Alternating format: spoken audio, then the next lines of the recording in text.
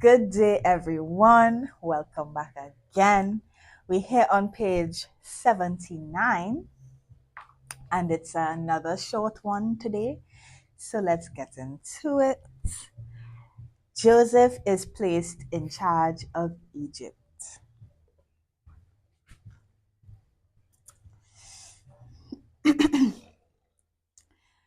God was with Joseph through all his difficulties, and eventually God created an opportunity for Joseph to rise to a place of great influence and prestige.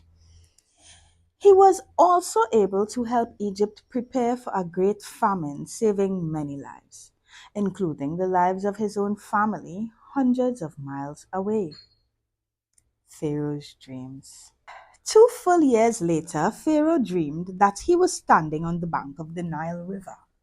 In his dream, he saw 7 fat, healthy cows come up out of the river and begin grazing in the marsh grass. Then he saw 7 more cows come up behind them from the Nile, but these were scrawny and thin. These cows stood beside the fat cows on the riverbank. Then the scrawny, thin cows ate the 7 healthy fat cows. At this point in the dream, Pharaoh woke up, but he fell asleep again and had a second dream. This time he saw 7 heads of grain, plump and beautiful, growing on a single stalk. Then 7 more heads of grain appeared, but these were shriveled and withered by the east wind.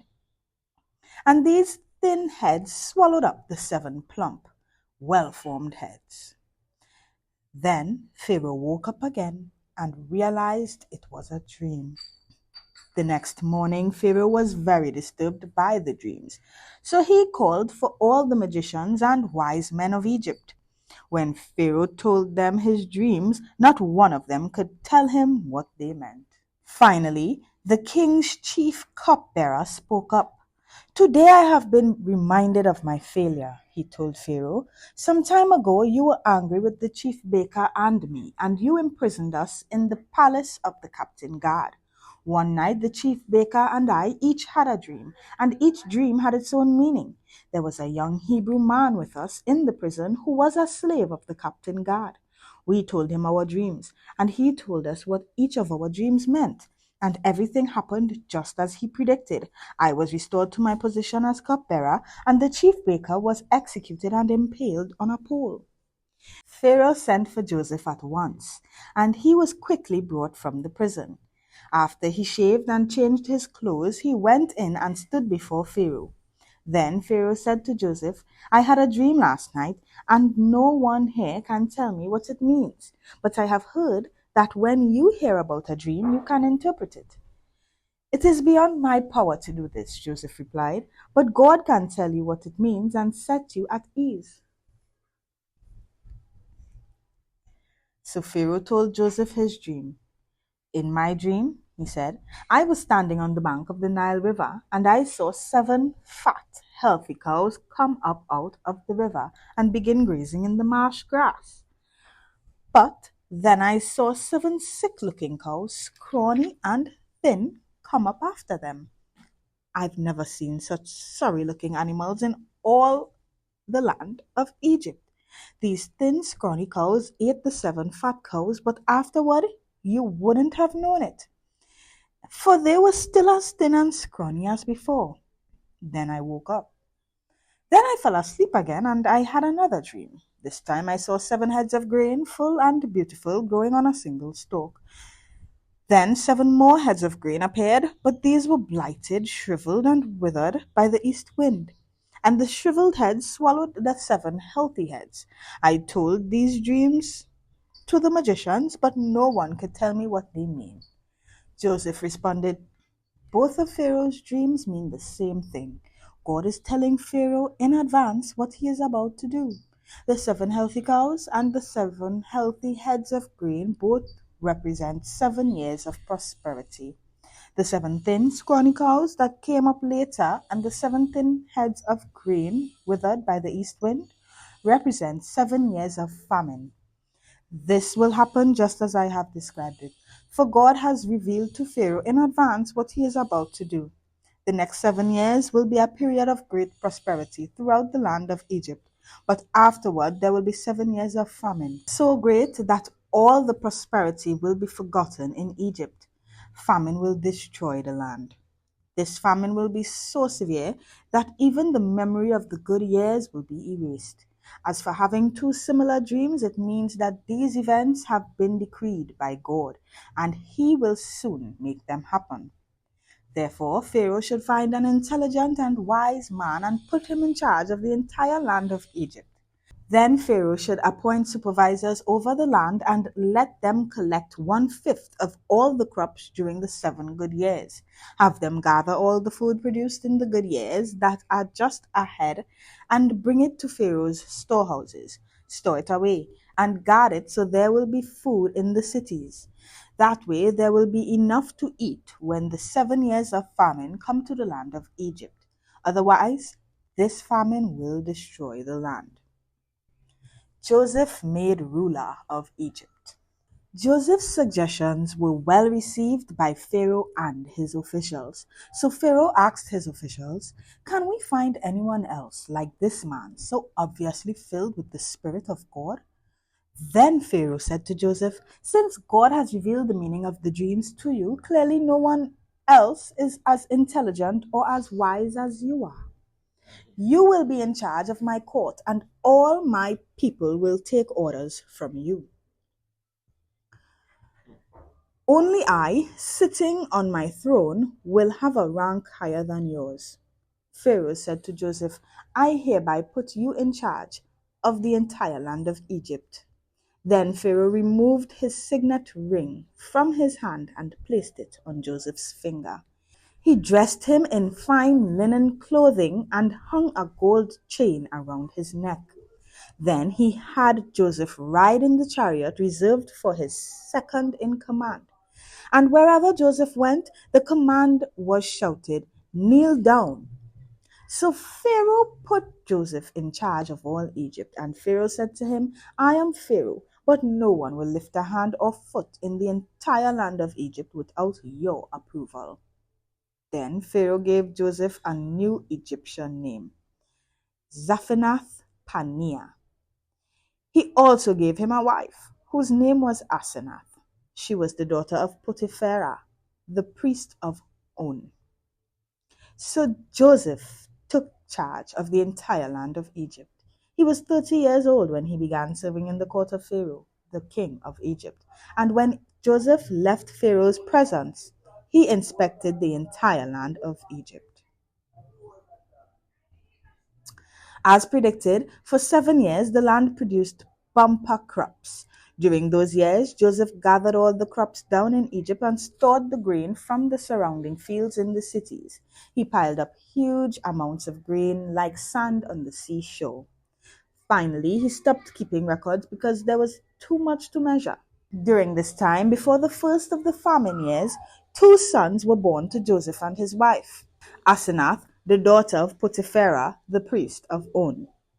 Joseph named his older son Manasseh, for he said, "God has made me forget all my troubles and everyone in my father's family." Joseph named his second son Ephraim, for he said, "God has made me fruitful in this land of my grief." At last, the 7 years of bumper crops throughout the land of Egypt came to an end. Then the 7 years of famine began, just as Joseph had predicted. The famine also struck all the surrounding countries, but throughout Egypt there was plenty of food. Eventually, however, the famine spread throughout the land of Egypt as well. And when the people cried out to Pharaoh for food, he told them, "Go to Joseph and do whatever he tells you." So, with severe famine everywhere, Joseph opened up the storehouses and distributed grain to the Egyptians, for the famine was severe throughout the land of Egypt. And people from all around came to Egypt to buy grain from Joseph because the famine was severe throughout the world. And now we have synopses. Magicians and wise men were common in the palaces of ancient rulers.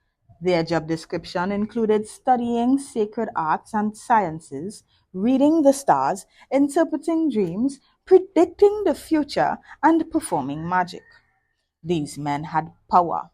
See Exodus 7:11 to 12. But their power was satanic. They were unable to interpret Pharaoh's dream, but God had revealed it to Joseph in prison. Our most important opportunities may come when we least expect them. Joseph was brought hastily from the dungeon and pushed before Pharaoh. Did he have to prepare? Yes and no. He had no warning that he would be suddenly pulled from prison and questioned by the king. Yet Joseph was ready for almost anything because of his right relationship with God. It was not Joseph's knowledge of dreams that helped him interpret their meaning. It was his knowledge of God. Be ready for opportunities by staying close to God. Then, when He calls you to a task, you will be ready. Joseph made sure that he gave the credit to God. We should be careful to do the same.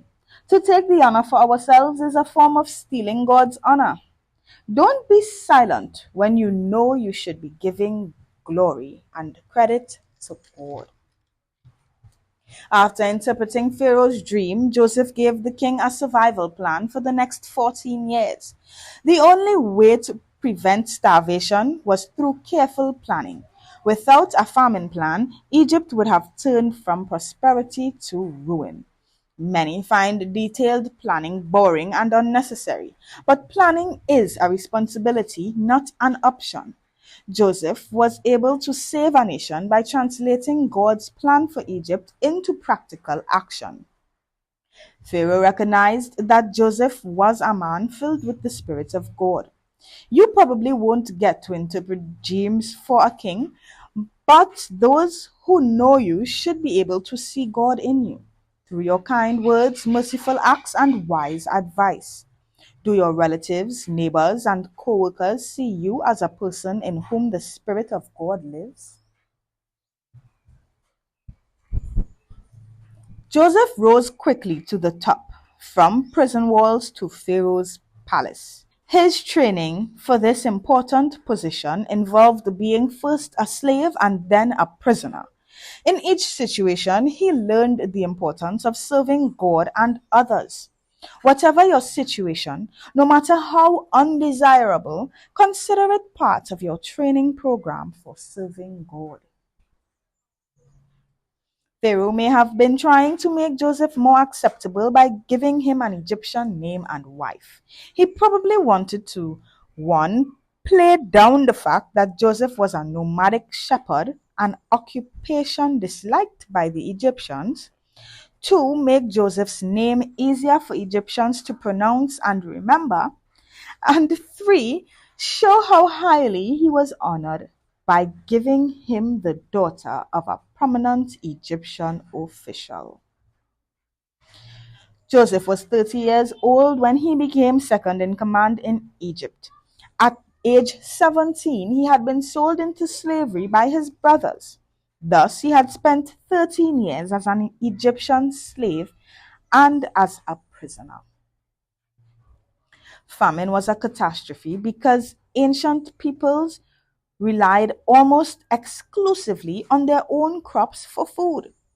Almost perfect conditions were needed to produce good crops because there were no chemical fertilizers or pesticides. Any variances in rainfall or insect activity could cause crop failure and great hunger. Lack of storage, refrigeration, or transportation turned a moderate famine into a desperate situation.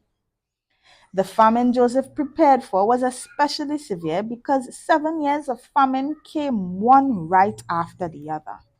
Without God's intervention, the Egyptian nation would have crumbled. And that was the readings of the morning. Thank you all so much for watching. Follow us on Twitch, like the video, subscribe to the channel, and we'll see you all next time. Bye.